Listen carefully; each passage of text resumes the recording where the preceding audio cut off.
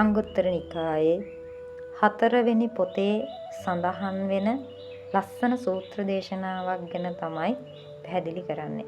ඒ සූත්‍ර දේශනාවේ නම සඳහන් කරොත් අම්බ සූත්‍රය. ඉතින් මේක අයත් වන්නේ පුද්ගල වර්ගයට. මේ සූත්‍රයේ බුදුරජාණන් වහන්සේ පුද්ගලයන් 4 දෙනෙක් ගැන තමයි සඳහන් කරන්නේ. ඉතින් මේකට උපමාවට අරගෙන තියෙන්නේ අඹ ගෙඩි 4ක්. අපි බලමු පළවෙනි අඹ ගෙඩිය මොන වගේද කියලා. පළවෙනි අඹ ගෙඩිය ගත්තොත් ඒක ඇතුළත අමු පිටත පැහිච්ච පෙනුමකින් තියෙන අඹ ගෙඩියක්. අද කාලේ ගත්තොත් අර කාබයිඩ් ගහලා ඉදවන කෙසෙල් අඹ ඒ වගේ තමයි. ඉතින් ඒක හොඳින් ඇතුළත පැහිලා නැහැ. පිටත හොඳට පැහිච්ච පෙනුමට තියෙනවා. ඉතින් සමාජයේ ඒ වගේ පුද්ගලයෝ ඉන්නවද කියලා අපි බලන්න ඕනේ. තමන් ඇසුරු නිසුරු කරනකොට තමන්ට තේරෙනවා මේ පුද්ගලයා මොන වගේද කියලා. ඉතින් අපේ රටේ ඉන්න ප්‍රසිද්ධ ගායකයෝ ප්‍රසිද්ධ පුද්ගලයෝ ඉන්නවා. වෛද්‍යවරු වෙන්න පුළුවන්. රටේ ඉහළ තනතුරු තරන යම්කිසි පුද්ගලයෝ වෙන්න පුළුවන්. කොච්චර මොන දේ වුණත් වැඩක් නැහැ. තමන්ගේ අභ්‍යන්තරේ ලාමක නම් මේ සංසාරේ ගැන අවබෝධයක් තියෙන්න ඕනේ.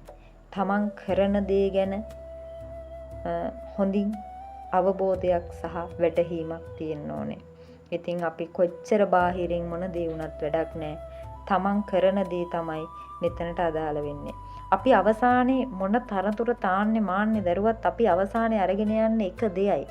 අපි අවසානයේ අරගෙන යන්නේ තමන් කරන හොඳ සහ නරක විතරයි. ඒක හොඳින් දැනගන්න ඕනේ. ඉතින් අපි කාටවත් හිරිහැරයක් නොවෙන්න ජීවත් වෙන්න ඕනේ.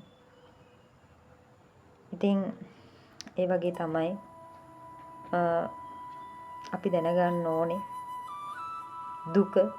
දුකට හේතුව දුක නැති කිරීමට හේතුව අපි හොයාගන්න ඕනේ.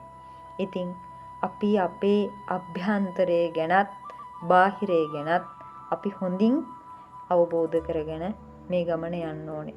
ඒ වගේ දෙවැනියට සඳහන් කරනවා ඇතුළත ඉදුණු පිට අමු ස්වභාවයක් ගන්න අඹ ගෙඩියක් ගැන.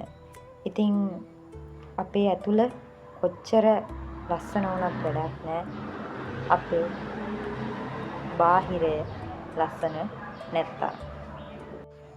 ඒ වගේම තමයි තුන්වෙනියට සඳහන් කරනවා ඇතුළත් ඉදුණු නැති පිටතත් ඉදුණු නැති අඹ ගෙඩියක් ගැන.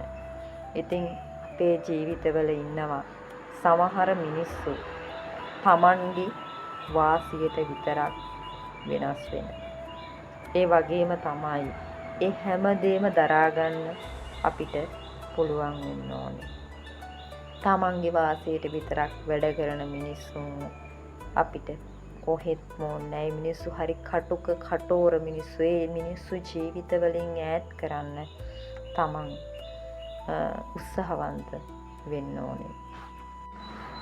හතරවෙනියට සඳහන් කරනවා පිටතත් ඉදුණු ඇතුළාන්තයත් හොඳින්ම ඉදුණු අඹ ගෙඩියක් ගැන. ඉතින් බුදුරජාණන් වහන්සේ දේශනා කරන පරිදි මේ අවසාන කෙනා අභ්‍යන්තරයත් පරිවර්තනය වෙලා බාහිරත් මනාව සකස් කරගත්ත කෙනෙක්.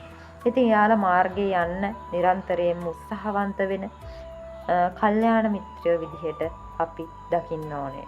මොකද එයාලා තමයි අපේ දුකේදී සැපේදී පිහිට වෙන්න අපි ළඟින් ඉන්නේ.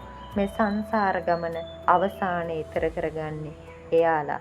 ඉතින් අපි එයාලව ඇසුරු නිසුරු කරන්න දෙපාරක් හිතන්න ඕනේ නැහැ. ඉතින් අපි සෑම දිනෙකම ඇසුරු නිසුරු කරනකොට හොඳින් විමර්ශනය කරලා බලලා තමන්ට ගැළපෙන කල්යාණ මිත්‍රයෙක් නම් තමන් ඇසුරු කරන්න තෝරගන්න.